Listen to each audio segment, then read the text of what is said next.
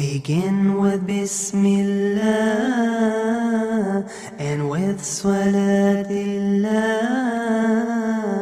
upon Rasulillah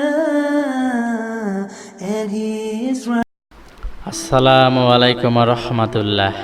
ইসলামকে জানুন চ্যানেলে আপনাদের স্বাগতম।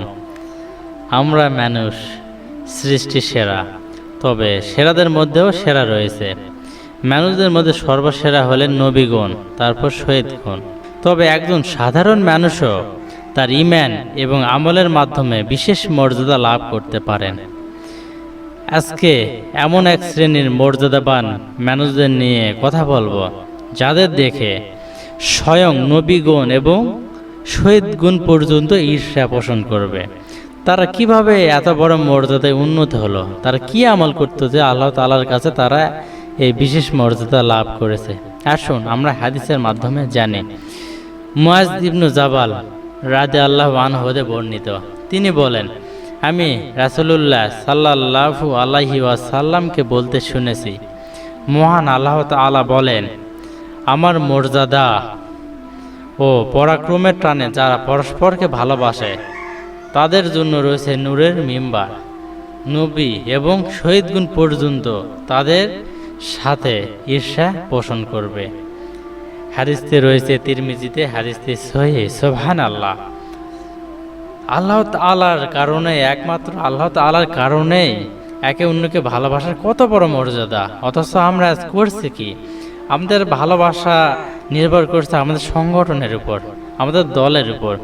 আমরা আমাদের দল এবং সংগঠনের বাইরের কাউকে ভালোবাসা তো দূরে থাকে, তাদেরকে তো ভালো মুসলমানই মনে করি না। তাদের জন্য রয়েছে আমাদের অন্তরে ঘৃণা। অথচ এই ভালোবাসার মানদণ্ড হতে হবে আল্লাহ তাআলার জন্য। আল্লাহ তাআলার জন্য একে অন্যকে ভালোবাসতে হবে, এটা কোনো সংগঠন বা দলের জন্য নয়। আবু হুরায়রা রাদিয়াল্লাহু আনহু হতে বর্ণিত, তিনি বলেন, রাসূলুল্লাহ সাল্লাল্লাহু আলাইহি ওয়াসাল্লাম বলেছেন, কিয়ামতের দিন 7 শ্রেণীর লোককে আল্লাহ তার ছায়াতলে আশ্রয় দান করবেন।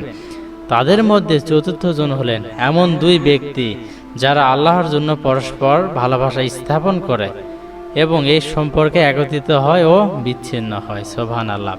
যেদিন আল্লাহ তাআলার ছায়া ব্যতীত, অর্থাৎ কিয়ামতের দিন আল্লাহর আরশের ছায়া ব্যতীত অন্য কোনো ছায়া থাকবে না, সেদিনও যারা আল্লাহ তাআলার জন্য একে অন্যকে ভালোবাসত তারা সেই ছায়া আশ্রয় পাবে। সুবহানাল্লাহ।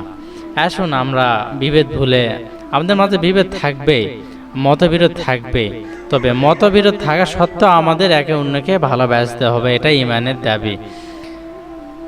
আজকে এই পর্যন্তই। ভিডিওটি যদি ভালো লেগে থাকে অবশ্যই লাইক করবেন আর কমেন্ট করে জানাবেন আপনাদের মতামত। এখনো যারা সাবস্ক্রাইব করেনি অবশ্যই সাবস্ক্রাইব করবেন, আমাদের জন্য দোয়া করবেন। আল্লাহ আপনাদের উত্তম প্রতিদান দান করুন। আসসালামু আলাইকুম ওয়া রাহমাতুল্লাহ। Begin with Bismillah and with Salatillah upon Rasulillah and his